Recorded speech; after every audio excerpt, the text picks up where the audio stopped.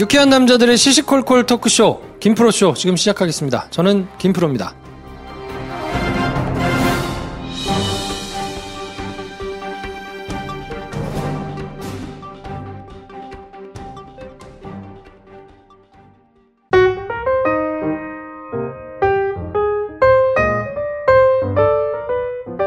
장편 영화를 열심히 준비하고 계신 배준현 감독님 나오셨습니다. 안녕하세요, 배준현입니다. 연애지상주의자 한량 김선생 나오셨습니다. 안녕하세요. 어느덧 올해 마지막 김프로쇼네요. 김선생입니다. 메가박스 마케팅팀 황인지 대리님 나오셨습니다. 안녕하세요. 황인지입니다. 네, 저는 영화 만들고 싶은 김프로고요. 마지막 방송입니다. 올해의 마지막 방송. 네, 올해의 마지막. 네. 반년인가요? 이제 반년 정도 열심히 달려왔는데 좀 넘겠죠. 소회가 어떠십니까? 한 해를 넘기는 소회가. 건강이 최고다. 건강을 지켜야 한다. 야, 배 감독은 특히 그러겠네요. 네. 황 대리. 연애가 최고다. 연애를 해야 한다. 이렇게 받고 싶네요. 그렇군요. 뭐 그것도 맞죠. 말은. 맞는 말이지. 작년 이맘때쯤에는 누군가와 호두깎이 인형을 봤던 것 같은데. 그래요. 올해는 제가 결정한 작품은 넷플릭스에서 하고 있는 퍼니셔입니다. 누굴 보라고 싶냐? 퍼니셔의 철학은 확실해요. 뭐. 악당은 죽어야 된다. 벌을 받는 게 아니고 징역을 살아야 되는 게 아니라. 그러니까 떡밥을 뿌렸는데 회수가 안 되면 그는 죽어야 마땅한 악당이야? 왜 이러세요? 아니 그런 얘기가 아니잖아. 악당이 죽여야 된다는데 왜 그렇지. 황 대리가 실수를 했습니다. 황 대리가 약간 삐딱하긴 해요. 네. 김 선생 어떠세요? 아, 저는 녹음을 줄여야 한다. 내 삶에 그래. 팟캐스트 외에 다른 게 없다. 너무 많아, 너무 많아. 네. 우리가 이 양보다 질로 갑시다 이제. 네가 해봐. 양보다 질로. 1일 2회 업로드. 와, 정말 열심히 한다. 열심히 달려왔는데 그래도 방송을 재밌게 들어주시니까 재밌게 글도 남겨주시고 반응도 해주시니까 감사합니다. 그 팟빵 청정 게시판에 새로 오신 분들이 항상 남기신 글들을 볼 때 약간 거기에 한 글자도 안 쓰지만 좀 뿌듯해요. 야, 이 게시판 재밌다. 이러면서 다들 또 반겨주잖아. 그렇죠. 예. 환영합니다를 말로 하고 계시죠. 그러니까요. 그런 거 하여튼 보면. 인스타에도 오시고 여러모로 행사하면 또 오시고 하는데 네. 재밌고 즐겁게 잘 가볼 테니까. 네. 네. 야, 하여튼 올 한 해인데 벌써 회차가 414회야. 네. 그러니까요. 올해 반년 좀 넘게 했는데. 우리끼리 막 300회 뭐 어쩌고저쩌고 하면서 우리끼리 막 상장도 만들고 이랬는데 네. 여름 작가 그거 안 하잖아 이제. 100회는 금방금방 지나가네. 금방 지나가요. 내년 상반기면 1000회야. 그렇죠. 네. 아무튼 올 한 해 사랑해주셔서 감사드리고 네. 내년에도 뭐 열심히 달릴 테니까 있는 동안에는 계속 사랑해 주십시오. 네. 네. 자, 오늘의 빠따 30대 여성분이 사연을 보내주셨는데 요거는 내용상 빠따를 해야 되는지 잘 모르겠는데 일단 먼저 사연을 소개해 주시고 들어가겠습니다. 네, 읽어볼게요. 네. 우리한테 왜 이러세요? 우리한테 왜 이러세요? 최연생. 감미로운 김선생님 일단 한마디 해주세요. 이거 감미롭게 하니까 점점 이상해져. 생각이 좀. 네. 근데 솔직하게 말씀드리면 이거는 남편분도 이해되고 사연 보내신 분도 동시에 이해가 되네요. 네. 남편분 해경분이시라니까 네. 해경일이 정말 험하고 힘들거든요. 그렇죠. 네, 또 더군다나 주말 부부면 와서 이제 남편분은 집에서 좀 쉬고 싶다. 네. 라고 생각을 이제 하실 것 같고. 온통 쉬는 생각밖에 없을 거예요. 주말에 집에 가실 때. 아, 이제 잠깐 쉬어야지. 이 생각밖에 없을 겁니다. 근데 여성분 사연 보내신 분도 이해가 갑니다. 그렇지. 일주일에 한 번 이제 만나는 건데. 그럼 지금은 퇴사하긴 했지만 전 직장까지 다니면서 육아를 하고 있는데 주말에 와서 저러고 있는 꼴을 보면 욕구불만이라고 하셨지만 막상 꼴 보기 싫어지고 이게 계속 반복되는 거 아닌가. 게다가 꼴 보기 싫은 사람이랑 스킨십을 하기는 좀 싫거든요. 그렇죠. 네. 네. 마음이 서로 애틋해야 네. 그렇게 되는데 스킨십에서도 뭔가 전 같지 않고 느껴지지가 않고 불편한 거야. 이거 지금 상당히 제가 볼 때 적신호입니다. 약간 지금 신호가 위험한 상태인 것 같은데. 사실 그러니까 이게 빠따로 해결될 문제가 아니라 이거는 좀 근본적인 처방이죠. 개선이 필요한. 네, 그래서 저희가 빠따를 드릴 수는 없을 것 같고요. 빠따를 드린다 한들 효과가 있을 것 같지는 않고. 네. 제일 중요한 건 일단 남편분이랑 솔직하게 대화를 해보시는 게 중요한 것 같아. 내가 지금 마음이 이렇다. 당신이 힘들어가지고 누워있고 쉬고 싶은 건 알겠는데 사실 좀 그렇다. 보고 있기가 조금 그렇다. 그리고 몸이 좀 이건 솔직해야 돼. 솔직한 게 좋아. 그렇죠. 네. 말 둘러서 하지 마시고 이런 부분에서 나는 몸이 좀 외롭다. 얘기를 하셔야 됩니다. 네. 그리고 사실 굳이 떨어져야 할 이유가 없다면 같이 계시는 게 좋지 않을까? 어떤 사연 때문에 지금 목포와 광주를 이렇게 떨어져 계신지는 모르겠는데 단기로 출장을 가셨을 수도 있고 뭐 아니면 학교 때문에 그럴 수도 있고 일이 있을 텐데 네. 본인이 이 하시는 일을 정리하셨으니까 혹시 가능하다면 이사를 가보시는 것도 좋지 않을까요? 두 분이 같이 있어야 대화도 하고 해결할 수 있는 문제인데 이렇게 주말에 한 번씩 와서 이렇게 되면 이게 해결이 잘 안 될 것 같아요. 네. 남편이랑 솔직하게 상의를 하시고 가능하다면 같이 사시는 쪽으로 네. 옮겨보시라. 근데 그 물리적으로 애들 학교 문제도 있고 뭣도 있고 그렇다면은 최대한 남편이랑 그 상황 속에서라도 할 수 있는 걸 해야죠. 야, 좀 쉽지는 않겠네요. 근데 또 일면 그게 또 편하고 좋은 기도 해서 심적으로 편하게 심적으로. 하니까. 네. 그렇지. 저는 무슨 말인지 하나도 모르겠네요. 근데 보통은 같이 있다 사이가 안 좋다가 주말 부부가 된 뒤로 사이가 되게 좋아지는 부부들도 왕왕 있잖아요. 그게 약간 이제 서로 편하게 적당히 떨어져 있다가 만났을 때 좋은 건데 이분은 이제 그 반대잖아. 그러니까 이게 참 그게요, 약간 어렵네. 주말 부부일 때 사이가 좋은 경우는 싱글일 때 애 없을 때가 애가 없을 그런 때. 경우가 많아요. 각자 직장이 있고. 예. 그렇지. 근데 애가 있다 그러면 약간 양상이 다르기도 하고. 그렇지. 예. 아니면 노년일 때 더 좋더라.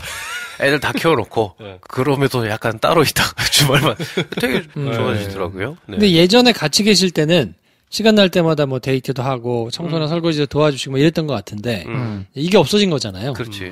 아, 이거는 정말 솔직하게 그냥 대화를 하시는 거 말고는 다른 변통이 없지 않을까요? 네. 붙어 있을 때 더 좋으셨다고 하니까 네.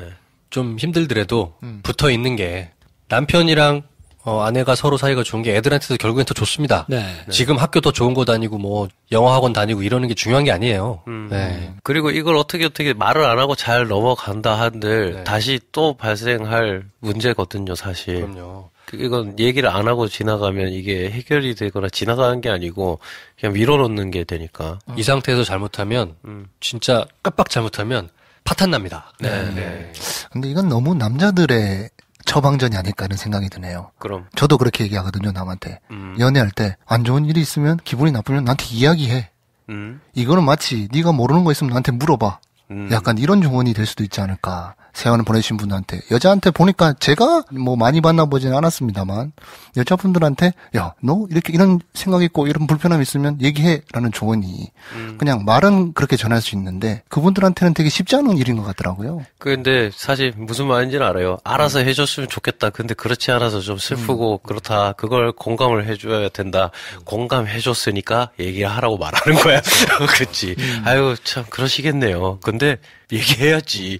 근데 이건 더더군다나 부부간에 이제 내가 몸이 외로워서 꿈도 꾸고 뭐 이렇게 생각이 날 정도니까 이거는 뭐 다른 사람을 만났거나 이런 게 아니잖아요. 그러니까 그거는 솔직하게 그냥 얘기를 좀 하고 대책을 좀 찾아야 되는 거 아닌가. 저는 모르겠어요. 제 생각에 그러면 몸이 이렇다는 말도 뭔지 말인지 모르겠고. 굳이 그 얘기를 만약에 하는 게 좀 그렇다 하시면 하고 싶을 때 하는 건 좋은데 그러려면 나는 요 앞 단계가 좀 내 마음에 들었으면 좋겠다. 그 좀 설거지는 하고 들어오지 라던가. 아 왜 양치는 하고 뽀뽀하자 같은 얘기 정도만 해도 되지 않나. 그런 불만 사항을 얘기하시는 걸로도 충분히 어떤 전달이 되지 않을까? 뭐 그거는 소극적인 해결책인 것 같습니다. 왜냐하면 남자친구 여자친구 사이랑 부부 사이는 좀 달라요. 다르지. 부부 사이는 서로 다 얘기하는 게 좋아요. 그냥 솔직하게 다. 네. 그래. 다 얘기해야 돼요. 이건 얘기 안 하면 일이 더 커져요, 나중에. 맞아요. 근데 이제 이거를 듣는 제 와이프는 그러겠네요. 넌 얘기하는데 왜 그러니? 그럴 수 있지. 제가 잘하겠습니다. 그래요. 두 분 반성하는 기회로 삼으시고. 저도 예전에 이제 부부였던 시절에 네. 이런 걸 잘 못했던 기억이 나요. 이런 거를 솔직하지 못했다가 나중에 더 큰 문제가 생겼던 기억이 납니다. 맞아. 사실 그래. 솔직하게 저도 다 말하는 게 좋은 것 지금 같아요. 솔로인 이 시기에 제가 결혼하면 저렇게 될 수도 있겠다라는 생각이 드네요. 네가 스스로 그럴 수 있다. 아 그렇게 반면교사. 저걸로 할 수 있겠구나. 그렇군요. 그리고 이런 말씀도 드릴 수 있겠는데 남편은 일이 힘들다고 그 아내분께서도 인정을 하시잖아요. 해경일이 되게 힘들거든요. 그러면 옆에서 챙겨줘야 돼요. 사실은 먹을 거 또 심정적인 거 이런 거를 옆에서 챙겨주는 여자가 있을 때 남편이 더 힘을 내서 그 여자를 열심히 사랑할 수 있습니다. 네. 마음으로 몸으로. 야, 네, 저게 중요합니다. 가부장적인 발언을 하다니. 이게 왜 가부장이야? 근데 사실 좋은 거 먹이란 얘기 아니야? 그런 거 같은데. 네. 남자들이 아무래도 집 떠나 살면요, 먹는 거 부실해요. 부실하죠. 그렇지. 부실할 수밖에 없어요. 그리고 부실하면 체력이 떨어지고, 체력이 떨어지면 만사가 귀찮고, 그래서 주말에 광주 오면 저러고 있는 겁니다. 그렇지. 네. 야, 근데 저는 이런 얘기를 들으면 이제 그런 생각이 나네요. 어떤 생각? 이런 소리가 들리네. 어떤 소리? 나도 이래. 나는 애를 셋이나 키워. 사실 그렇지. 뭐 이럴 수도 있죠. 네. 그걸 이해 못 한다는 게 아니라고요. 이 사람들 왜 이렇게 오늘 재밌다. 둘이 싸우니까 재밌다. 아니 제가 맨날 듣는 얘기라 그래요. 네. 그렇지. 아내분의 고충을 모르는 채 그냥 남편 위해줘라는 말이 아니에요. 네. 서로를 위해줘야 서로 같이 할 수 있는 거예요. 아, 그럼요. 네. 그럼. 일단 솔직하게 한번 얘기를 해보시고 터놓고 네. 그 다음에 만약에 가능하시다면 같이 계실 때 좋았으니까 같이 계실 수 있는 방법을 한번 좀 찾아보시면 좋지 않을까. 맞아. 이거는 자기 마음 다 잡는다 보다 훨씬 더 적극적으로 해결 의지를 보여야 될 것 같다. 그러니까 한번 좀 힘드시니까 남편을 조금 이렇게 챙겨봐 주시는데도 똑같이 그런다. 그럼 그땐 조금 따끔하게 얘기를 하시더라도 그땐 갈궈야지. 그냥 그때 뭐 남편한테 저희가 빠따로. 그렇지. 그때는 우리가 충분히 했는데도 변화가 없으면 사연 주십시오. 사연 주면 빠따를 시원하게 날려드릴게요. 갈구는 거 잘해요 우리. 해경들이 가장 무서워하는 빠따로 골라보겠습니다. 네. 해경 해체 빠따. 자, 이분께 술친굼 한 박스 보내드릴 테니까 네. 남편하고 술 한번 드시고 이런 얘기 한번 해보시면 좋을 것 같아요. 허심탄회한 대화의 장이 꼭 필요할 것 같다. 네. 네. 네, 저희는 광고 듣고요. 올 한 해를 정리하는, 이야기하는 시간을 한번 가져보도록 하겠습니다. 네.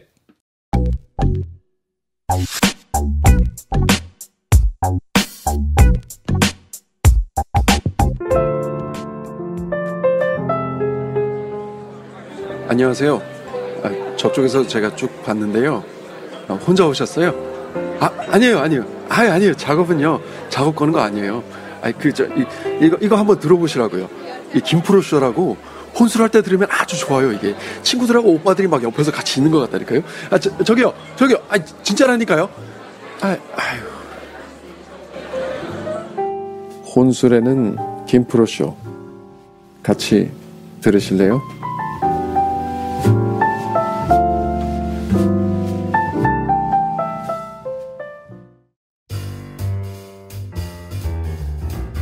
네, 2부는 올해 마지막 야부리. 네. 네, 올해의 야부리. 뜻하지 않게 저희가 주말에 그냥 할까? 했었던 코너가 어쩌다 이렇게 돼서 주말에 야부리로 자리 잡고 2017년 마지막 주말 야부리까지 오게 됐습니다. 네, 저희가 그냥 자분자분 설명을 드리는 것이 뭐 저희가 대단한 전문성이 있겠습니까마는. 그게 아마도 전문성을 기대한다면 다른 걸 들으시겠죠. 네. 눈높이가 비슷한 사람의 편안한 이야기들이 듣고 싶으신 분이 계셨던 것 같아요. 그래서 한 주의 이슈를 이제 정리해드리는 것으로 저희가 몇 주 하다가 이제 굳어졌는데, 이제 오늘은 날이니만큼 한 해를 한번 정리해보자. 이 우리 해도 되나? 한 해를 정리해보자. 뜻하지 않게 이렇게 한 해를 정리하는 시사 얘기를 하게 됐네요. 그래서 빤하게 뭐 10대 뉴스 이런 거 뽑아가지고 얘기를 해봐야, 뭐 SBS 거 보세요. 그쵸. 얼마 전에 했더만 SBS 10대 뉴스 뭐 이런 거. 김용민 브리핑도 10대 뉴스 했어. 많이 하잖아요. 네, 못 이겨, 우리가. 네, 워낙 뻔해서 네. 다 겹칠 거라서, 내용은 뭐 비슷할 수 있겠습니다만. 네. 그래도 7가지 정도로 키워드를 네. 한번 뽑아가지고 얘기를 한번 해보면 어떠냐. 2017년을 돌아보는 7개의 키워드들. 네. 네. 김프로쇼에서 대강 선정한. 네. 네. 절대 저희가 선정한. 뭐 엄청나게 공신력 있는 그런 집단이 뽑은 게 아닙니다. 그렇지. 그냥 저희 둘이. 보통 그런 거 하는데 전국 대학 교수들이 모여서 그렇죠. 올해 한자. 사자성어. 네. 무슨 뭐 연구소에서 뽑은 어쩌고. 그렇지. 그런 거. 네. 김프로쇼에서 뽑은 올해 7가지 키워드. 그렇죠. 있어 보이네요. 김프로쇼라고 해보자 우리 둘이야. 아무튼 네. 7가지 키워드를 저희가 뽑아봤는데요. 올 한 해를 처음부터 쭉 훑어보니까 요 7가지로 좀 정리가 되겠다. 진짜 의식의 흐름대로 뽑은 겁니다, 여러분. 네. 너무 큰 기대는 하지 마세요. 자, 그래서 첫 번째 키워드는 탄핵입니다. 그렇죠. 네. 아무래도 이걸 빼놓고 말할 수가 없었습니다. 2016년 12월 9일 날 탄핵안이 가결이 국회에서 돼가지고 그 이후로 헌법재판소에서 이제 탄핵을 할 것이냐 말 것이냐. 그렇죠. 지난해 말까지는 촛불 집회들이 막 있으면서 그렇죠. 탄핵안을 빨리 가결시켜라. 뭐 이런 이제 국민적인 목소리가 있었는데 네. 어쨌든 통과가 돼서 네. 그 이후에는 굉장히 거짓말처럼 사그러들어서 기다렸던 거죠. 그렇죠. 절차에 따라서. 동력이 상실되거나 피로감을 느낀거나 이런 게 전혀 아니고 저도 촛불 집회 열심히 나갔던 사람이지만 국회에서 통과된 뒤부터는 잠잠히 기다려야 된다라는 생각이 있었어요. 지켜보면서. 당장 뭐가 드러나지 않아도 그리고 쫄깃쫄깃해도 네. 일단은 절차에 맞게 우리가 네. 했으니까 기다리자. 그리고 헌재에서 탄핵 심판 과정들이 또 있었잖아요. 네. 매일매일 법정에서 헌법재판소 법관들과 국회 법사위였던가요? 그쪽 의원들이 일종의 검사 역할을 했던가요? 뭐 그렇죠. 네, 그렇죠. 박근혜 대통령을 변호하는 측과 법정 공방을 헌법재판소에서 했단 말이죠. 그거를 매일매일 보면서 현재 심판이 진행되는 동안에 촛불이 사그라든 걸 보고 또 이걸 또 잘못 알아들으셔가지고 바람이 불면 촛불이 꺼진다는 뭐 이러면서 이제 태극기 집회 막 또 그때 돈 많이 뿌려가지고 야, 태극기 집회가 탄핵 직전까지 진짜 기승을 부렸잖아요. 네. 그 맹위를 떨쳤지. 가짜 뉴스들 신문처럼 인수해가지고 집에다 돌리고 주로 저분들은 시청이랑 이쪽에서 보이셨죠. 서울광장이랑. 그러니까 이제 그렇게 생각했던 것 같아요. 이게 역시 굉장히 즉흥적으로 막 불이 붙었다가 오래되니까 꺼졌다. 그래서 이게 다 흩어져 있기 때문에 여기서는 돈을 좀 뿌려가지고 세팅을 하면 얼추 비스무리하게 여론을 끌고 갈 수 있을 것이다. 그렇게 생각했던 것 같아. 네. 네. 그렇지만 2017년 3월 10일 날 네. 헌재가 재판관 전원 일치로 그렇죠. 탄핵을 가결했습니다. 야, 그때 참 여러 가지 것들이 기억이 납니다. 그 시절의 뉴스들은 정말 생생하게 기억날 것 같아. 이정미 재판관이시던가요? 네. 이정미 재판관 머리에 껴있던 헤어롤 뭐 이런 거 생각나고 그게 아마 탄핵 당일 아침이었던 것 같죠. 네. 그 발표하시는 구문을 읽었던 21분. 야, 심장이. 야, 앞에 부분은 약간 뭐 사건들에 대해서 쟁점들에 대해서 다루면서 인정되지 않는다라는 얘기들이 주로 앞에 나왔잖아요. 네, 그러니까 세계일보 사장의 인사에 개입했거나 문체부 간부 좌천에 개입했다는 확인이 어렵다. 그리고 세월호 침몰 당시에 대통령이 명백하게 이 생명권보 침해를 규정할 증거가 없다. 아유, 초반에는 그래서 가만있어 봐. 철렁 내려앉는 거야. 가만있어 봐. 이거 막 이랬는데. 뭐 하는 거야 지금? 야, 그러다가 그러나. 그렇지. 그 한마디로. 그러나. 네. 이 최순실 국정 개입을 통해 가지고 사익을 도모하도록 한 것은 헌법과 법률을 위배한 중대한 법 위반이다. 그렇죠. 그래서 전원일치로 파면한다. 대통령 박근혜를 파면한다. 아무튼 굉장했습니다. 네, 명문이었어요. 네. 그래서 탄핵이 3월 10일 날 되고 그 이후로는 정말 우리가 한 번도 겪어보지 않았던 전 세계적으로 이렇게 절차를 지켜서 대통령을 권좌해서 끌어내린 게 세계사적으로 굉장히 유일무이한 뭐 유일무이하다기는 뭐 하지만 나중에 할 수도 있으니까 하지만 하여튼 굉장히 큰 일이기 때문에 거의 최초의 무혈혁명. 네. 그것도 소위 말하는 법질서 안에서 일어났던 가장 진화된 형태의 혁명을 저희가 지난 겨울 했던 겁니다. 네, 모두가 이걸 기다리면서 겪었던 거라서 아무튼 올해 초 우리나라를 뒤덮었던 키워드는 탄핵이 아니었겠나. 그렇죠. 네. 저는 그래서 아무도 이렇게 이름 붙이지 않지만 저 혼자 한번 이름을 붙여보았습니다. 이건 혁명 3.0이다. 네. 4.19로 대표했던 4월 혁명이 혁명 1.0. 어차피 대한민국 정부가 수립된 이유부터 생각해보는 거죠. 그리고 87년 6월 직선제를 이끌었던 투쟁이 혁명 2.0. 둘 다 미완의 혁명으로 끝이 나지 않았습니까? 네. 하지만 이번 것이 혁명 3.0. 네. 이번 3.0 혁명은 전후 과정에서 가장 완벽했다. 네, 이렇게 생각하고 싶습니다. 그렇죠. 그리고 이제 혁명 4.0이 있지. 뭘까요? 김프로쇼 리부트라.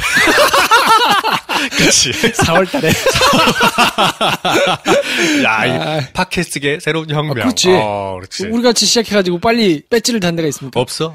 없어. 조금 면바친다. 그만하자, 이제. 자랑스러워도 된다, 이거는. 네. 그럼요. 이건 자랑스러워 하셔도 되고, 네. 뭐 충분히 그럴 만한 가치가 있습니다. 혁명 3.0. 네. 민주주의 제도가 자리 잡은 이래 가장 완벽한 형태의 시민혁명을 이뤄냈다. 그래서 첫 번째 키워드는 탄핵이었고. 그렇죠. 탄핵이 끝난 다음에는 두 번째 키워드. 뭐 자연스럽게 대선이지 뭐. 대선. 네. 장미대선. 5월 9일 장미대선이 있었는데 특별하게 이제 시작된 대선이기 때문에 그 다음 날부터 뭐 인수위 기간 이런 거 없이 그쵸. 바로 임기를 시작했는데 이게 또 신의 한 수였던 것 같아요. 그럴 수도 있죠. 그러지 않고 만약에 기간을 두고 인수위 기간을 거쳤으면 얼마나 그동안 다 없애고 막 난리 그렇죠, 못을 쳤을 거 아닙니까? 그렇죠. 네. 이때 대선이 5월 9일 날 치러졌고 네. 5월 9일 날까지 가는 그 두 달이 또 굉장히 숨가빴습니다. 그렇죠. 물론 문재인 대통령 후보가 대통령이 될 거라는 사실에 대해서는 크게 의심의 여지는 별로 없었던 것 같아요. 워낙 지지율 차이가 컸고. 그렇죠. 근데 이제 다만 장미 대선을 치르기 위해서 되게 많은 이합 집산들이 초반에 계획됐었던 게 있었잖아요. 반기문 전 유엔 사무총장이 나와가지고 해성처럼 그렇죠. 규합을 하려고 하다가 네. 1월 달에 후보직을 사퇴했죠. 반망징찬이라고, 칭찬이라고. 난리도 아니었지, 진짜. 그렇죠. 그렇게 이제 사퇴하고 나니까 그 무지공산인 자리를 누가 할 거냐. 스멀스멀 우리 황교안 오빠가. 잠깐 올라갔다가 뭐 안 하고. 네. 뭐. 근데 이제 어쨌든 불출마 선언을 하면서 네. 도대체 이 자리를 누가 할 거냐. 근데 그때 네. 당시에 이제 문재인 당시 후보가 한 30에서 40% 정도 지지율을 이제 유지했었죠. 얻고 있었거든요. 네. 네. 결국 안철수 후보가 막판에 약진을 좀 하였었으나 TV 토론에서 2번에 걸쳐서 큰 똥볼을 차시면서 그렇죠. 저는 네. 그 유치원 어린이집 발언 그걸로 한풀 꺾이면서 바로 들어간 TV 토론 2차례 하고 네. 바로 그냥 곤두박질을 치면서 쭉 꺾어져 내려갔거든요. 안철수 후보에 대해 생각나는 거는 그 세 가지인 것 같아요. 유치원 발언, MB 야바탑니까? 그렇죠. 요거 그리고 실망입니다. 그 세 개. 그렇지. 네. 네. 그리고 거기다 이제 플러스 하나 하자 그러면 누굽니까? 그거 있었지. 네. 그때 당시에 대선을 치르기 위해서 어차피 새누리당은 이번 대선을 이길 거란 생각은 못 했고요. 네. 새누리당 타이틀을 달고는. 근데 이제 보수 세력들이 어쨌거나 정권을 유지하고 싶은 욕망이 컸기 때문에 제3지대론, 그리고 빅텐트론, 이 난무하지 않았습니까? 그때의 유산으로 남아있는 게 바른정당이에요. 네. 새누리당 형태에서는 대선을 치를 수 없기 때문에 새로운 보수로 거듭나겠다 해서 바른정당으로 이렇게 분리가 됐었잖아요. 그게 별게 아니고 바른정당으로 분리독립하면서 거기로 반기문을 데려와서 대선을 치르겠다는 전략이었던 거예요. 근데 이제 반기문 후보께서 일단 후보까지 가지도 못했지만 들어오자마자 뭐 그냥 엉망진창인 한 일주일을 보내고 나서 제풀에 푹 꺾였잖아요. 네. 그러니까 바른정당이 갈 길을 잃어버렸어요. 그러니까 철새들이 다시 돌아가고 지금의 뭐 껍데기밖에 없는 바른정당이 남아있는 거예요. 근데 정말 참 그 이익을 위해서 모인 그 사람들이잖아요. 네. 대단하다 생각이 드는 게 본능적으로 아는 거예요. 알지. 이게 나가서 찬바람 맞고는 쟤들이 못 버틴다. 네. 그러니까 이거는 조금 면이 받치더라도 안 나가야 된다. 네. 라는 생각이 굉장히 많아서 네.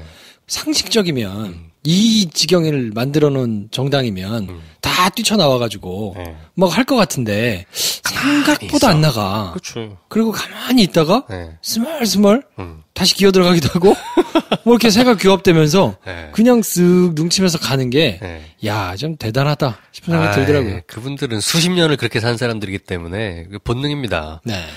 여튼 그래서 5월 9일 대선을 치르고 제 19대 대통령으로 문재인 대통령이 취임을 하는 장미 대선이 있었고요. 문재인 대 반문재인. 그래서 그랬죠. 혹시 단일화가 뭐 될까 싶었는데 네. 안 되고 문재인, 홍준표, 안철수, 유승민, 심상정 네. 5명 구도로 진행이 돼서 네. 결국 문재인이 41.08% 네. 1,342만 표로 당선이 됐습니다. 당선 확정되던 날 광화문에서 모여서 지지자들한테 마지막 인사를 했었잖아요.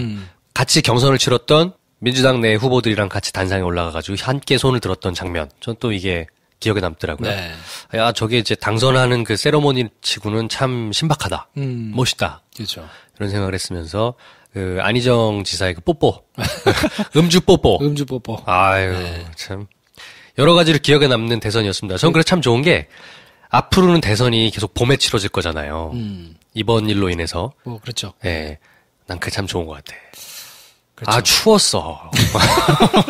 네. 좀 그랬어. 근데 5월에 하는 대선은 낭만적이고 좋은 것 같습니다. 네. 그래서 이 선거운동 과정에서 뭐 파격적인 시도도 많이 보여줬고 그렇죠. 2012년에 비해서 훨씬 좀 뭐랄까 준비되고 안정되고 매우 준비가 잘 돼 있죠. 저는 되게 인상적이었던 게 뭐냐면 이게 오랜 시간 굉장히 비를 많이 맞으면서 맨파워가 굉장히 차곡차곡 단련이 됐구나. 그렇죠. 그래서 이 구축된 맨파워들이 네. 또 우리 안크나이트께서 아, 싹 다 몰고 나가시면서 그렇잖아요. 지금 막 저렇게 막 찢어질래 말래 막 싸우고 있는 거 보면 야, 참 고맙지, 사실. 고마운 분이야. 그럼에도 불구하고 저는 안철수 대표께서 꼭 뭔가 하시기를 잘 알겠고요. 네. 국민의당이 저렇게 저지경이 되고 있는 것도 이미 예정된 수순이다. 저는 생각합니다. 네. 그래서 대선이 끝나고 나서 문재인 정부가 출범을 했고 문재인 정부의 초반기에 저희한테 굉장히 감성적인 터치로 상당히 신선한 모습이 많이 있었어요. 화제가 됐던 게 보좌진들이랑 같이 커피를 테이크아웃 해가지고 들고서 청와대 경내를 걷는 장면이라든가 그 5월 18일 5.18 기념식에 가서 보여줬던 그 단상에 올라가서 물론 어나운싱도 좋았어요. 헌법에 들어가야 된다.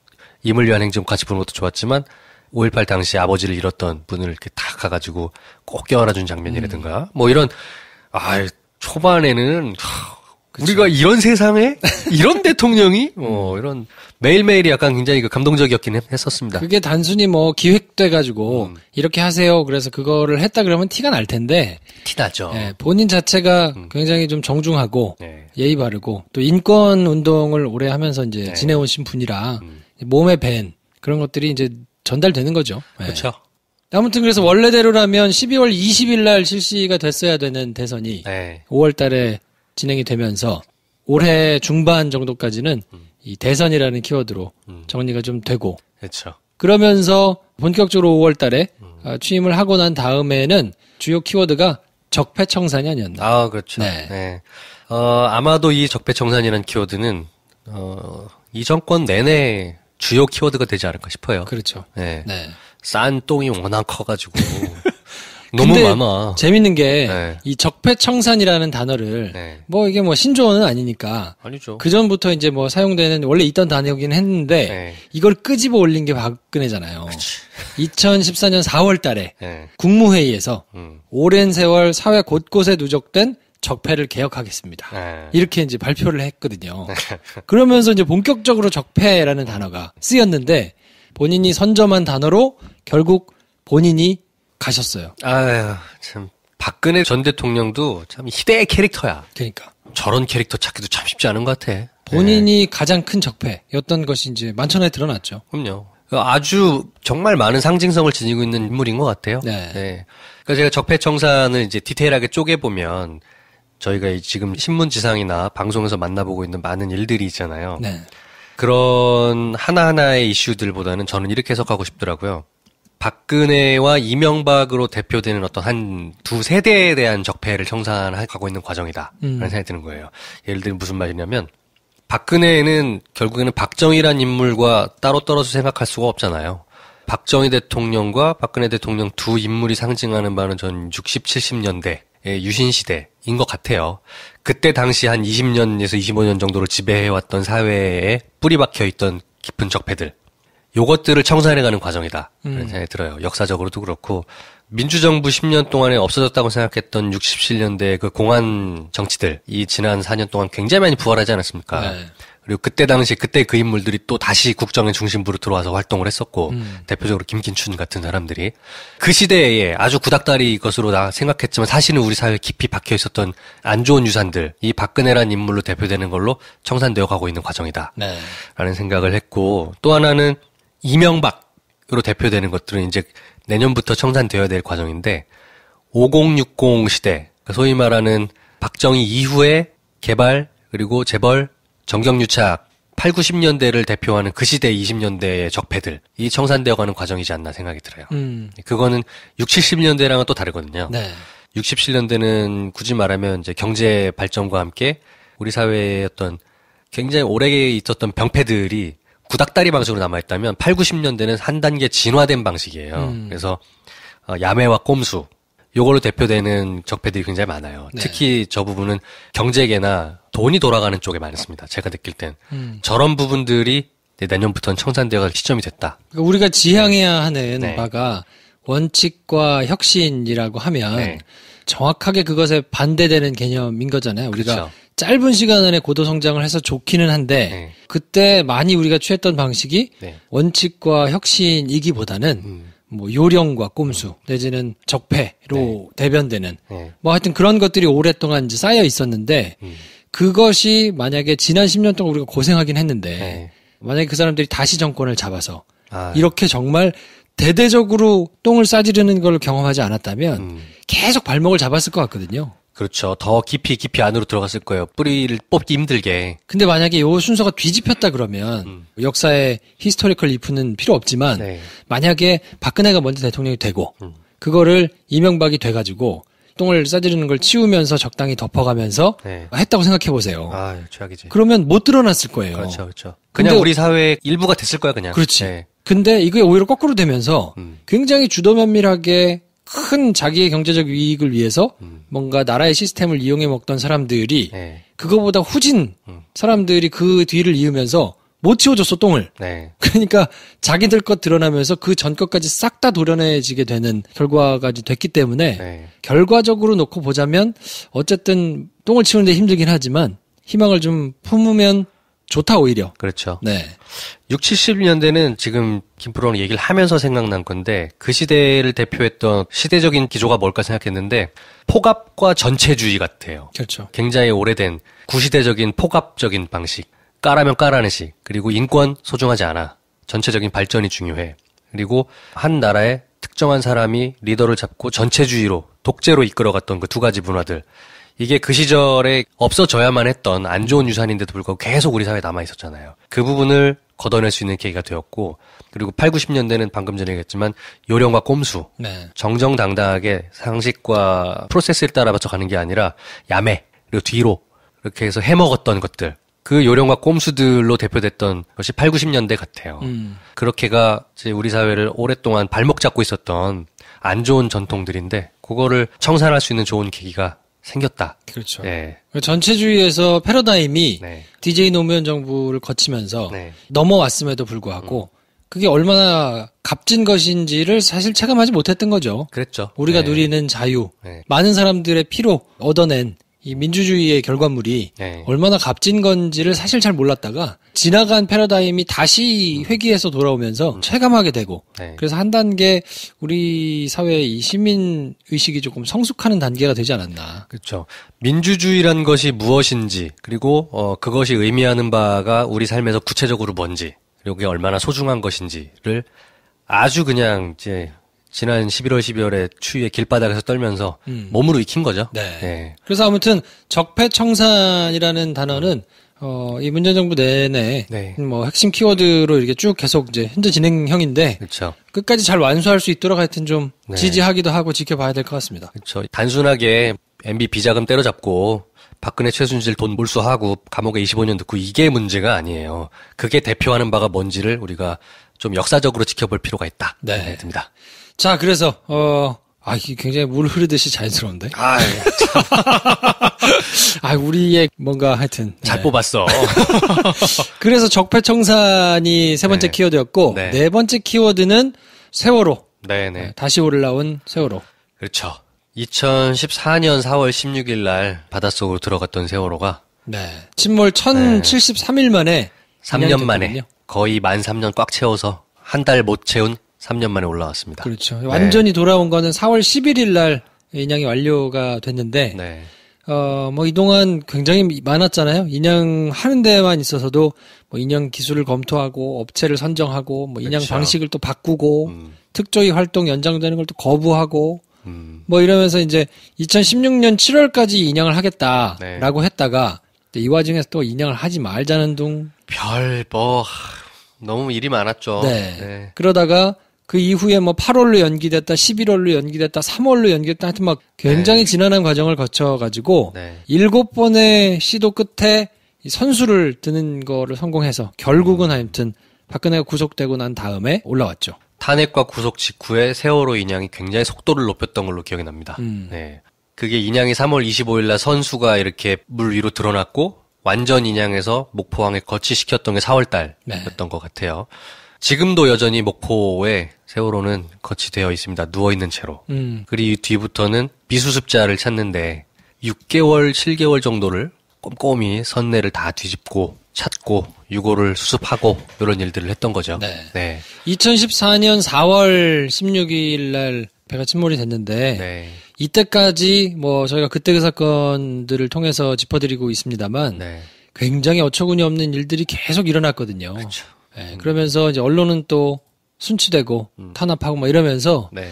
우리가 제대로 알지 못하는 사이에 우리 사이가 골마 들어가고 있었는데 네. 결국 세월호 사건으로 인해서 골맞던 부분이 이제 터진 게 아닌가. 드러난 거죠, 사실은. 네. 네. 세월호가 없었다면 탄핵이 있었을까? 이런 생각도 저는 상징적으로 해보게 됩니다. 네. 결국에는 이제 7달 동안 수색을 했는데 미수습자 5명의 이외에는 현재까지 아직 발견하지 못했습니다. 네. 네. 아무튼 정권의 민낯, 이 사람들의 굉장히 악독한 그런 하여튼 속내를 여실히 보여준 사건이 아니었나 싶고. 여전히 밝혀야 될 미스테리가 많아요. 네. 왜 침몰을 하였고, 왜 구해내지 못하였고, 이런 일들은 아직도 더 밝혀내고 명명백백하게 세상에 드러야 될 일들이 많이 남아 있습니다. 네. 예. 그래서 아무튼 시간이 좀 많이 지나기는 했지만 네. 그래도 특조위 2기가 활동을 조금 제대로 해가지고 네. 다시 이런 일이 발생하지 않도록 기록을 많이 남겼으면 좋겠어요. 그렇죠. 네. 2018년에 세월호 특조위 2기가 출범해서 활발하게 활동을 해주기를 기대하고 있고요. 더 진실이 많이 밝혀지겠죠, 이제? 네. 자, 그래서 4개의 키워드가 이렇게 지나갔는데 네. 5번째 키워드는 저희가 뽑아보니까 굉장히 상징적으로 이 세월호 사건과 정확히 반대되는 지점에 있는 상징적인 사고가 하나 있지 않았나. 자연재해, 네. 경주와 포항 지역을 강타했던 지진. 우리나라 역사로만 보자 그러면 2017년 11월 15일 날 오후 2시 반에 네. 경북 포항시 흥해읍 남성리. 네. 아, 익숙한 동네가 진짜. 왜냐하면 저희가 나온 학교가 여기 있습니다. 네. 저희가 거기서 평균 4년 이상 지냈던 동네예요. 네. 네. 진도 5.4. 네. 1978년 경주 지진에 이어서 규모면으로는 이제 두 번째로 큰 지진이었고요. 네. 역대 가장 많은 피해가 발생한 지진 피해였거든요. 그 전에는 옛날에 홍성에서도 한번 지진이 있었다고 하더라고요. 네. 충남 홍성에서. 근데 그거는 저희 태어나기 전 일이니까 사실 잘 모르겠고. 네. 상대적으로 우리나라가 지진에 대해서 굉장히 안전한 나라라고 배워왔었잖아요. 그렇죠. 옆 나라 일본에서는 워낙 자주 있는 일들인데도 아, 저건 저 나라 일이고 우리나라는 지진이 없다 이렇게 생각했던 건데 아, 그게 아니구나. 네. 아, 한국도 지진이 일어날 수 있다. 그래서 경각심도 플러스 또 하나 밀접하게 불안하게 연결되는 게 이제 그 지역에 많은 원전. 그렇죠. 예. 참 잘못하면 심각한 문제가 될 수 있다라는 생각이 들더라고요. 네. 네. 이걸 뭐 세월호 사건하고 단순 비교를 하기는 사실 좀 어려워요. 세월호는 인재인 측면이 크고 그렇죠. 이거는 자연재해이기 때문에 네. 그냥 단순 비교해서 보기는 조금 어렵습니다만 네. 그래도 정부가 어떻게 행동해야 되는가, 어떻게 대응해야 되는가를 아주 여실하게 보여준. 뜻하지 못한 재해가 발생을 했을 때 정부라는 게 사실 이제 국가 시스템이잖아요. 네. 국가를 위해서 국민이 존재하는 게 아니에요. 국민 한 사람 한 사람이 살아가기 위해 편안한 시스템을 만든 게 국가잖아요. 네. 뜻하지 못한 자연재해나 어떤 사건 사고가 일어났을 때 우리 한 사람 한 사람의 국민을 위해서 국가라는 시스템은 무엇을 준비해야 하는가, 어떻게 대응해줘야 하는가에 대한 것들에 대한 단서를 저희가 세월호 때랑 대비돼서 볼 수 있었다. 네. 저는 인상적으로 기억에 남았던 게 네. 대피소에 세워진 칸막이. 네. 그게 세월호 진도 팽목항에 있던 진도체육관에서는 없었거든요. 없었죠. 끝까지 없었어요. 네. 그거 좀 쳐달라고 그렇게 하는데도 수개월을 지나는 동안에 전혀 미동도 없을 정도. 그리고 뭐 한쪽에다가 상 갖다 놓고 막 라면 잠궈놨다고 라면 먹고 있고 막. 귀등으로도 안 들었죠 뭐. 네. 박근혜 전 대통령 와가지고 할머니 손잡고 울었는데 그 할머니도 유족 아니었고. 그죠. 하여튼 택도 아니고 어처구니 없는 일이 너무 많아가지고. 네. 문재인 대통령이 동남아 순방에서 이제 돌아온 직후에 수석보좌관 회의 소집해가지고 이낙연 총리가 바로 대책회의를 소집하고 네. 수능 전날 이제 사고가 있었는데 그렇죠. 예, 수능을 연기. 바로 일주일 연기하고 그렇죠. 하여튼 뭐 이런 발빠른 행보들이 굉장히 조금 정부의 다른 클래스를 보여주기도 했고 네. 사람을 얼마나 소중하게 대하는가에 대한 하여튼 좀 굉장히 고마운 뭐 이런 것들을 많이 봤던 것 같아요. 네. 초유의 사태였어요. 수능을 연기한 건. 네. 근데도 크게 사회적으로 뭔가 문제되지 않고 아주 자연스럽게 처리되는 걸 보면서 그래 사실 하려고 하면 그게 어려운 일이 아니다. 그렇죠. 어떤 마음을 가지고 있느냐가 중요한 거지. 그런 면을 많이 봤습니다. 그리고 당연히 우리 국민들은 저런 정도의 서비스를 누릴 자격이 있다. 그럼요. 국민이기 때문에 네. 정정당당하게 누릴 수 있다는 거를 확인할 수 있었습니다. 여태까지는 우리의 권리인데도 불구하고 주장을 하면 무리한 주장을 한다는 둥, 뭐 지만 생각하냐는 둥, 뭐 심지어 더 뭐 종북이냐? 아니 지진 나서 퍽하면 종북이라고 그러고. 지진 나서 텐트 쳐달랬는데 왜 종북이야? 네. 뭐 미친놈들 아냐? 하여튼 그랬었습니다. 네. 이제 우리 사회가 이제야 바른 길로 바른 방향으로 한 걸음씩 가기 시작했다라는 생각을 하게 되었고 지진은 또 다른 면으로 볼 때는 우리에게 안전지대라고 생각했던 자연재해라는 것에서 우리도 안전지대가 아니구나라는 거를 확인을 했잖아요. 네. 그러면 굉장히 많은 사회적 인프라가 다시 정비될 필요가 있어요. 특히 자연재해에 취약한 부분이 많거든요. 네. 우리나라가 내진 설계나 이런 부분이 그렇게 철저하지가 않잖아요. 지진뿐만 아니라 많은 형태의 자연재해들에 지금부터라도 사회적 안전망을 구축할 필요가 있다. 경각심도 불러일으키게 됐고요. 하여튼 여러 가지로 돌아볼 게 많은 네. 사고가 아니었나 싶고 그래서 5번째 키워드는 저희가 지진으로 꼽아봤는데 물론 그로 인해서 고통당하고 계시는 이제 이재민들이 여전히 많이 계세요. 네. 날씨가 굉장히 추운데 그런 분들을 저희가 이제 현재 어떻게 지내고 계시는지 잘 알 수는 없습니다. 그러나 추운 게 오래 갈 건데 잘 준비해서 보듬어서 내년 봄까지 여름까지 안전하게 지내실 수 있도록 좀 계속해서 행정당국과 일반 시민들께서도 신경을 써야 된다. 야 교장선생님 훈화 같다. 왜냐하면 동네 자체가 좀 익숙한 동네기도 그렇지, 하고 그렇지. 며칠 전에 제가 이제 가족에 좀 큰일이 있었는데 저희 네. 큰어머님이 포항에 계셨어요. 아 포항에 쭉 사신 분은 아니었고 최근 몇 년 사이에 이제 큰아버님 병환 때문에 병원이 그쪽에 있어서 그쪽에 사셨는데 하필 또 흥행읍에 계셨던 거야. 아, 진짜요? 예. 난 몰랐어. 그래가지고 일본에 오셨길래 아니 지난번에 지진 때 어떠셨냐 그랬더니 안 그래도 그 병원도 문제가 생겨가지고 그 구호시설에 지금 살고 계시더라고. 아, 진짜요? 그 내왕이 많지 않았던 친척분이라 아. 그러니까 여전히 그렇게 피해 당하신 이재민들은 많이 이렇게 힘들게 살고 계시더라고요. 그렇죠. 예. 네. 좀 걱정이 되더라고요. 예. 아무튼 뭐 지속적으로 조금 신경을 쓰면서 네. 관심을 좀 가져야 되겠네요. 그렇습니다. 네. 자, 그래서 저희가 이렇게 5개를 정리해봤는데, 요 전부를 아우르는 6번째 키워드는 뭘까? 저희가 고민하다가, 네. 요걸 빼놓을 수 없다. 그렇죠. 이 6번째 키워드가 앞에 키워드 5개를 품는 합집합 같은 키워드죠. 네. 문재인 되겠습니다. 아, 예. 네. 문재인 대통령. 문재인 대통령은 참 굉장히 여러모로 좀 특이하거든요. 그렇죠. 1953년생인데, 잠깐만 필모를 훑어드리면. 네. 그분으로 말씀드릴 것 같으면. 그렇지. 경희대 재학 시절에 유신독재 한 거 하다가 1975년에 서대문 구치소에 투옥이 되거든요. 그리고는 대학에서 제적당합니다. 그리고 출소한 뒤에 바로 군대에 이제 강제 징집하죠. 네. 특전사를 가서 거기서 제대한 후에 네. 복학해가지고 다시 또 학생운동을 해요. 근데 이때는 전두환 군부독재 한 거를 하다가 1980년에 청량리 구치소에 투옥이 또 됐는데 네. 이때는 사법고시를 준비할 때라 옥중에서 사법시험 합격했다는 통지를 받죠. 아, 유명한 얘기죠. 그리고는 1982년에 사법연수원을 1등으로 졸업을 이제 수료를 했는데 학생운동 전력이 있어서 판사가 못 됐거든요. 그것도 참 그래. 네. 그러니까 이때 부산으로 내려가가지고 노무현 전 대통령하고 같이 법률사무소를 하면서 인권 변호사의 길을 걷게 됩니다. 그게 이제 판사 안 되면 네. 보통 순번이 검사 아니에요? 판사가 안 되는데 검사는 되겠니? 검사가 1등이야? 아니요, 판사가 1등이에요. 그러니까 1등은 판사, 그 다음 차례는 검사, 그 다음 차례 이제 변호사 이렇게 가지 이제 않아? 뭐 꼭 그렇지는 않지만 네. 이제 대략적으로 네. 점수가 조금 높아서 등수가 좀 높으면 네. 그 사람들은 주로 판사로 가고 네. 그 다음 이제 점수 정도 되면 검사 가고 그 나머지가 이제 변호사 되고 뭐 이제 요런 대략적인 흐름이 조금 있기는 한데 그러니까 검사도 그러면 운동 전력 때문에 안 되는 거였던 건가? 그렇죠. 그냥 판사가 안 될 정도니까 네. 공직은 안 된다고 봐야죠. 그렇군요. 네. 그래서 변호사의 길을 가셨군요. 어쩔 수 없으니까 네. 변호사를 해야 되는데 그럴 바에야 인권 변호사를 하겠다. 그래서 부산으로 내려가서 열심히 인권 활동을 하거든요. 법무법인 부산을 네. 같이 노무현 변호사와 함께.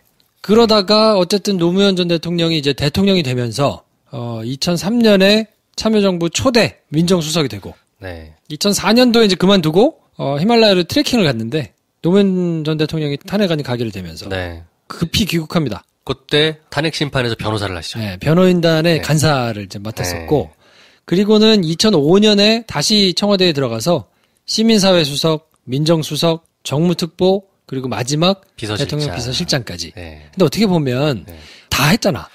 청와대에서 할 수 있는 건 다 해본 거야, 사실. 네, 싹 다 돌아가면서 그것도 네. 한 분야에만 있었던 게 아니고 네. 수석도 뭐 3개나 해보고 정무특보도 그렇죠. 하고 네. 비서실장까지 하면서 네.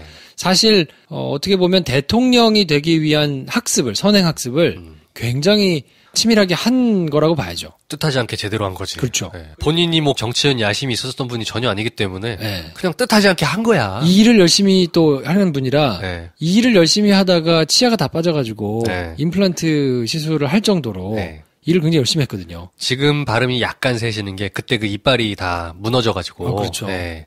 허허허. 이 소리가 나는 거예요. 네. 예.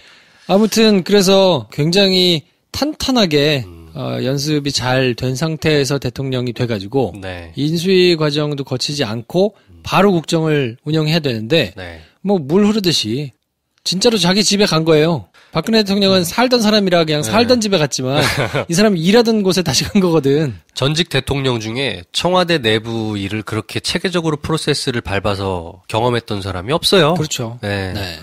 국회의원 그리고 정당인으로서의 시절도 비교적 압축해서 탄탄하게 많이 하셨습니다. 굉장히 짧은 시간에 네. 할 수 있는 걸 다 했어요. 국회의원 재보궐로 됐죠. 네. 그리고 당대표 했죠. 그렇죠. 대선도 2번이나 했지. 네. 할 수 있는 거 다 했어. 근데 굉장히 짧은 시간에. 진짜 짧은 시간에. 아유. 네. 이분이 농담처럼 그러잖아요. 재수에 강하시다고.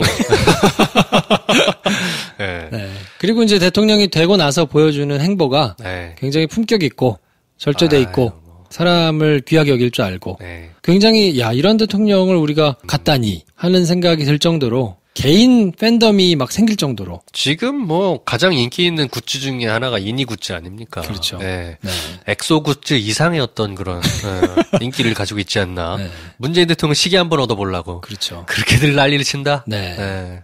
아무튼 그래서 문재인이라는 네. 이 키워드가 네. 올해는 단연코 주요한 키워드가 아니었나 싶고요. 저는 그냥 2017년의 어떤 대한민국 시대 정신이 어떤 구현된 하나의 인격체 같은 생각이 들어요. 네. 그분이 뭐 보이고 있는 성품이나 하는 철학이나 사람을 대하는 자세 이런 것들이 사실상 2017년의 대한민국의 보편적인 시민들이 요구하는 원하는 그런 어떤 시대 정신이 그냥 하나로 뭉쳐 있는 분인 것 같다. 네. 그런 생각이 듭니다. 하지만 어쨌든 국정 운영은 혼자서 하는 건 아니거든요. 그럼요. 팀이 하는 거기 때문에 네. 분명히 어딘가 빵꾸가 날 수도 있고 있죠. 못하거나 미처 챙기지 못하거나 이런 부분이 있을 수 있어요. 있죠. 그리고 잘못 선택하거나 잘못 판단하는 것도 있을 수 있고요. 완벽한 사람이라는 게 없죠. 네. 그러니까 뭐 그런 경우가 만약에 있다 그러면 그거에 대해서는 비판하고 지적하고 하는 거는 당연히 있어야 될 거고 네. 덮어놓고 무조건 칭송하고 하는 거는 또 어떤 면에서는 할머니들이 박근혜 공주로 받드는 거하고 다를 게 없기 때문에 아유, 그런 짓은 이제 안 하죠. 네. 그렇다고 꼭 비판을 해야 되니까 비판을 위한 비판을 하거나 뭐 이런 거는 우리가 한번 학습을 한 경험이 있잖아요. 그렇죠. 문재인 대통령은 여러모로 노무현 대통령이랑 많이 비교가 되지 않습니까? 네. 인물 대 인물로 비교도 되지만 노무현 대통령 시절의 어떤 사회와 문재인 대통령의 어떤 사회 이렇게 두 사회도 많이 비교가 돼요. 당시에는 노무현 대통령이 사실 지금 돌이켜보면 굉장히 앞서갔던 시스템을 많이 도입했던 지도자였어요. 그렇죠. 실험적인 거를 많이 했었고 그로 인해서 오해도 많이 받았고 불필요하게 욕도 많이 먹었고 그분의 너무 앞서가는 부분들을 일반 대중들과의 어떤 겹쳐지지 않는 살짝의 그 거리감을 보수 언론이나 나쁜 놈들, 네. 나쁜 정치 집단들이 많이 이용을 했어요. 그렇죠. 그래서 둘 사이를 굉장히 갈라놓고 그거에 대해서 일반 시민들이 뭔가 저 사람이 진짜 문제가 있나 보다 이렇게 오해도 많이 했었기 때문에 길 가다가 넘어져도 노무현 탓이다 이런 농담이 유행했을 정도였단 말이죠. 네. 근데 그게 우리한테는 학습 효과로 남아 있어요. 저 사람의 진심과 하고자 하는 바를 이해하지 못하고 오해를 하게 돼서 우리가 저렇게 좋은 분을 빨리 보냈구나 라는 거에 대한 일종의 트라우마가 남아 있습니다. 그래서 문재인 대통령에 대해서는 그 학습 효과가 분명히 긍정적으로 작용해요. 네. 네. 그래서 저희가 나머지 5년, 올해를 포함한 5년을 보내고 나면 여러모로 한 단계 성숙해 있지 않을까 싶은 기대를 하면서 네. 하여튼 올해를 보내게 되고요. 그래서 저희가 6번째로 뽑은 키워드가 문재인인데 네. 야 그러면 나머지 하나는 뭐가 또 있단 말이야? 너 어떻게 뭐야 하나를 더 아우를 수 있는 게 뭐가 있어. 아, 있지. 네. 하나 더 있어. 있죠. 네. 마지막 키워드는 뭡니까? 시민 주권. 네. 사실 이 모든 게 가능했던 것은 네. 시민들이 있었기 때문이거든요. 그렇죠. 네. 이게 가장 중요한 키워드라고 생각을 했습니다. 처음부터. 헌법에 비록 명시가 되어 있긴 하지만 우리가 그걸 리얼하게 실감하거나 체험하거나 그 주어진 힘을 사용했거나 하는 경우가 유사 이래 대한민국 정부 수립 이래 그렇게 드러내놓고 노골적으로 확인할 수 있었던 방법이 별로 없었어요. 그렇죠. 제 느낌에는. 네. 헌법 1조 1항이 그거 아닙니까? 모든 권력은 국민에게 있고 국민으로부터 나온다 뭐. 대충 그런 거잖아요. 네.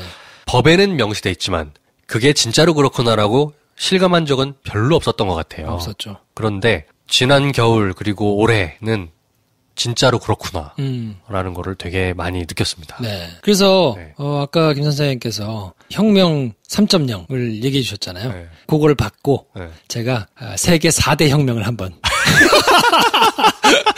야. 세계 4대 혁명이 있다. 뭔데? 시민이 주도적으로 네. 일으킨 세계 4대 혁명이 네. 첫 번째 혁명은 영국의 명예혁명, 두 번째는 프랑스 혁명, 그리고 세 번째는 미국의 독립전쟁, 그리고 네 번째가 한국의 촛불혁명이다. 왜냐하면 네. 그 전까지 지금 제가 앞서 얘기한 뭐 대표적인 혁명으로 언급이 되는 것들은 다들 유혈혁명이거든요. 그렇죠. 피를 봤어요, 다들. 근데 피를 보지 않고 현대 시스템 하에서 사람들이 그냥 민주주의 체계에 이 성숙한 시민들이 혁명을 일으킨 거는 사실 없기 때문에 전례가 없어요. 네, 없어. 이렇게 평화적인 방법으로 이렇게 대단한 성과를 이룬 것은 지금이야 사실 우리가 화끈거리니까 막 우리 입으로 이렇게 얘기하는 건 웃기지만 시간이 지나고 나면 반드시 평가를 하게 되는 때가 올 거거든요. 세계사에 분명히 남는 기록이 될 겁니다. 네, 그만큼 큰 일이라고 생각하셔도 됩니다. 솔직히. 네. 저는 이제 이런 생각을 했어요. 예전에 작년 촛불혁명을 경험하기 전에는 야, 우리가 대한민국 팀이 월드컵 4강 가는 거를 평생 볼 수 있겠냐? 막 이런 식으로 기억을 했단 말이죠. 그렇죠. 그때 막 시청 나가 광화문 가가지고 막 응원하고 막 이랬던 게 뇌리에 깊이 남아 있잖아요. 난 군대 있었어. 아, 그래? 경험해본 적이 없었어. 미안해. 근데 되게 짜릿하고 잊혀질 수 없는 경험이었단 말이에요. 네. 난 잊고 싶다. 아, 그래? 그런데 그거랑은 비교할 수 없는 진짜 역사의 한 장면을 딱 써내려갔던 장면이 내가 있었구나. 그럼요. 이거는 굉장한 체험이었어요. 그럼요. 네. 이건 정말 자랑스러워 하셔도 됩니다. 근데 저는 여기서 마지막으로 좀 생각해 봐야 된다 하는 부분이 뭐냐면, 이 민주주의는 주권이 국민한테 있다는 거잖아요. 네. 핵심을 얘기하면. 그렇죠. 근데 그 주권이 있다는 얘기는 각자 주권을 가진 한 사람 한 사람이 자율적으로 주체적으로 뭔가를 결정하고 선택할 수 있다는 걸 얘기하는 거거든요. 그렇죠. 근데 그거의 전제가 되는 건 뭐냐면 충분하게 정보가 공유되어야 전달이 되는 거지. 된 걸 전제하는 거예요. 그렇죠. 그러니까 모든 걸 다 알고 있는 상태에서 네. 그리고 충분히 알게 된 상태에서 이게 맞을까 저게 맞을까 나는 이게 맞다고 생각해 라고 결정하는 건데 그게 충분한 정보 전달이 전제가 되지 않으면 그거는 어떻게 보면 어떤 의미에서는 정확한 민주주의가 실현됐다고 보긴 좀 어렵거든요. 좋은 지적을 해줬어요. 직접 민주주의라는 거를 전제로 했을 때 모든 권력은 국민에게 있다라는 일종의 레토릭이 나오는 거예요. 네. 사실상 직접 민주주의라는 게 생각해 봅시다. 50명짜리 학급이 있어. 그 50명에서 반장을 뽑는 거 정도가 직접 민주주의라고 생각할 수 있는 건데 반장을 하나 뽑으려면 50명이 동일하게 반장 후보가 누구고 저 사람이 우리에게 해줄 수 있는 거는 뭐고 그리고 저 사람이 하고 있는 말이 실현 가능한 것인지를 다 같이 듣고 판단할 수 있는 정도의 사이즈라면 가능한데 방금 기프로 얘기한 것처럼 주권은 우리에게 있지만 그 주권을 행사하기 위해서 얻어야 되는 정보의 격차라는 게 동일하기가 너무 어렵잖아. 쉽지 않죠. 네. 그 이전 사회는 더 말할 필요도 없고 그거를 틀어주고 있으면 권력을 행사할 수 있도록 정보를 알려주는 방식을 틀어주고 있으면 그게 권력이거든요. 그러니까 쉬웠어. 매체를 좀 쥐고 있고 방송과 언론을 통제하면서 여러 가지 언론들을 통해 나아가는 사회 시스템 같은 것들이 이게 다 최선이야라고 선전을 하게 되면 그 쉽게 속아 넘어갔단 말이죠. 예전 시대는. 그런데 정보화 사회라는 게 우리에게 이런 장막을 상당히 낮춰준 게 사실입니다. 지난 몇 년 사이에 쫙 발전했던 정보혁명들이 너나 나나 아니면 청와대에 있는 사람이나 사실상 매일매일 받아보는 언론의 채널이라는 것이 아주 공평하게 균등하게 펼쳐지면서 집단지성이라는 게 그냥 상당히 가능해진 거예요. 네. 그래서 지난 촛불혁명도 다 의심했잖아. 누군가 조직에 선동가가 있을 거고 리더가 있을 거다. 걔네들이 다 촛불 사주고 찌라시를 퍼뜨렸을 것이다. 그런데 아니잖아. 네. 집단지성 하에서 동일하게 정보를 받고 스스로 판단해서 촛불을 들고 광화문으로 나올 수 있었단 말이죠. 이게 굉장히 달라진 양상이에요. 네, 네. 그렇죠. 좀 잘 지적해 주신 대로 지금까지는 이제 미디어 권력을 쥐인 데가 미디어를 통제하면서 정보를 통제하면서 아젠다를 세팅하고 그거를 계속해서 언급하면 사람들이 그게 중요한가 보다 그렇죠. 하고 딸려가면서 선택을 하니까 반쪽짜리였는데 지금은 한 사람 한 사람이 다 캠코더를 들고 다니거든요. 그렇죠. 그리고 이 뭐 신문, TV 뭐 이런 걸 다 들고 다니는 거잖아요. 그 환경이 조성이 되면서 네. 예전하고는 양상이 굉장히 많이 달라졌고 완전 다르죠. 이게 결국은 촛불혁명을 이끌어낼 수 있는 동력이 됐던 거니까 그렇죠. 그럼에도 불구하고 여전히 이 안에서 뭐 TV와 신문을 우리가 가지고 다닌다고는 하지만 뭘 볼 건가 그리고 누가 어떤 얘기를 할 건가는 여전히 중요하단 말이에요. 앞으로는 이렇게 집단 지성이 완성해 내가고 있는 민주주의 사회를 좀 더 고도화시키는 쪽으로 저희가 잘 가야 됩니다. 네. 소위 말하는 이 사회의 여론 그리고 아젠다를 설정하는 능력이 소수에게 집중되어 있었어요. 그들 소수만이 할 수 있었던 일이거든요. 그러니까 아젠다를 세팅할 수 있었던 힘을 가지고 있는 조중동이나 공중파 방송들이 특권의식을 가지고 이 사회의 약간 리더십으로 암약했었어요. 그런데 이제 더 이상 그런 시대는 갔습니다. 네. 아젠다 설정과 여론 형성도 헛짓을 하면 바로 팩트 체크 당합니다. 그렇죠. 그럼 뭐 못 가요. 네. 제가 몇 가지 느꼈던 게 이 시민 주권이라는 게 말만 그렇듯한 게 아니고 실제로 그렇게 되어가고 있다는 걸 느끼는 게 국회의원들한테 탄핵할 때 문자 폭탄 같은 거 기억나시죠? 못 견뎌요. 네. 네. 국회의원 한 사람 한 사람에게 정치 행위를 우리의 입장을 대변하도록 직접적으로 압박할 수 있는 수단이 생겼단 말이죠. 예. 그런 일은 되게 많습니다. 진짜 여태까지 2017년 동안 우리 많은 일을 봤는데 또 하나는 저는 이게 반증인 것 같아요. 왜 이명박 박근혜 정권에서 댓글 부대를 운영했는가. 아젠다를 세팅했을 때 뉴스 기사 하나로 움직이는 게 아니라 그 밑에 써 있는 댓글이 실제 여론이에요. 사실상. 그렇죠. 그래서 시민사회의 여론을 호도하기 위해서 팩트체크를 잘못한 기사를 내보는 게 아니고 그 뒤에 달리는 댓글을 조작하는 방식으로 하는 거죠. 권력이 바뀌었다는 거는 거기서 실감을 했어요. 그 흐름은 점점 더 강화될 것이지 약화될 리는 없습니다. 그럼요. 네. 그럼에도 불구하고 이제 주요 매체 몇 군데에서 틀어주고 있던 아젠다 세팅 기능을 네. 조금 더 많은 사람들이 하도록 되기는 했지만 네. 그래도 여전히 정보를 생산하는 층은 따로 있기 때문에 그렇죠. 그거를 면밀하게 걸러보고 네. 성숙하게 반응하고 네. 그래서 감시해가지고 제대로 된 언론의 역할이 보장이 돼야만 네. 주권이 국민에게 있다는 것이 완벽하게 실현될 수 있거든요. 그렇죠. 그러니까 그런 측면에서 뭐 저희가 지난 가을에 열심히 했던 뭐 공영방송에 대한 응원 그렇죠. 뭐 이런 것들을 이해하고 하여튼 같이 좀 KBS YT는 아직도 힘들거든요. 힘들죠. 네, 연합뉴스 뭐 이런 데는 아직도 힘들어요. KBS는 이제 조금 좋아질 것 같긴 하던데 네. 주간 시사가 아니기 때문에 그건 영업하지 않겠고 오히려 저는 이렇게 얘기하고 싶은 거예요. 시민들은 이미 그렇게 할 준비가 다 되어 있고 훈련되어 있습니다. 네. 매체에 종사하고 있는 언론인들이 정신을 차려야 돼요. 네. 본인들이 예전 같지 않게 그런 아젠다를 내가 선정하면 끌고 갈 수 있다라는 엘리트 의식이나 특권 의식을 가지고 언론인으로 임한다면 오래 못 갑니다. 지금 바뀐 세상이란 거를 아셔야 되고 네. 언론인으로서 해야 되는 일들과 소명들에 대해서 다시 한번 이 시대에 맞게 좀 세팅을 하셔가지고 시민들의 앞서간 의식에 발맞춰 나갈 수 있는 언론이 되기를 바라는 마음이 있습니다. 언론인들이 이걸 안 들어요. 그러면 얼마 못 갈 거야, 진짜. 네. 아니 언론인들이 이 방송을 안 듣는다고. 그러니까 듣거나 안 듣고 상관이 없는데 진짜로 안 그러면은 먹고 살기 힘든 망하는 언론이 되는 지름길입니다. 아, 그럼요. 네. 네. 하여튼 뭐 네. 그래서 지지도 많이 해주시고 면밀하게 감시하고 비판도 네. 좀 해주시고. 네, 못하면 뭐 사정없이 비판합니다. 네. 네. 주도적으로 하여튼 보시면서 네. 이제 뉴스를 맡겨두지 마시고 계속 신경 써서 관심을 가지시고 반응하고 네. 뭐 이렇게 해주시는 게 굉장히 중요합니다. 이미 그렇게 훈련이 되신 것 같아. 네. 시민들이. 그렇게 안 하면은 이상할 거야 아마. 네. 내가 뭔가 잘못하고 있는 거 아닌가 그렇게 생각하실 것 같아요. 네. 네. 자, 그래서 저희가 2017년을 관통하는 키워드를 7가지를 뽑아봤는데 네. 탄핵, 대선, 적폐청산, 세월호, 지진, 문재인, 시민주권까지. 네. 아, 실하네요. 의식의 흐름 따라왔는데 네. 나쁘지 않네. 하여튼 네. 요 7개 키워드면 올해 한 해가 대충 이렇게 쭉 정리가 좀 되셨을 것 같고 그렇죠. 네, 이제 한 해의 마지막 날입니다. 네. 주말 야부리는 내년에도 하여튼 한 단계 업그레이드 돼가지고 계속 진행이 될 텐데 네. 하여튼 김프로쇼를 저희가 6개월 동안 끌어오면서 네. 많은 일이 있었는데 감사했습니다. 진짜 감사했습니다. 2017년 진짜 큰 사랑 받았고 네. 그로 인해서 많은 것들을 할 수 있었습니다.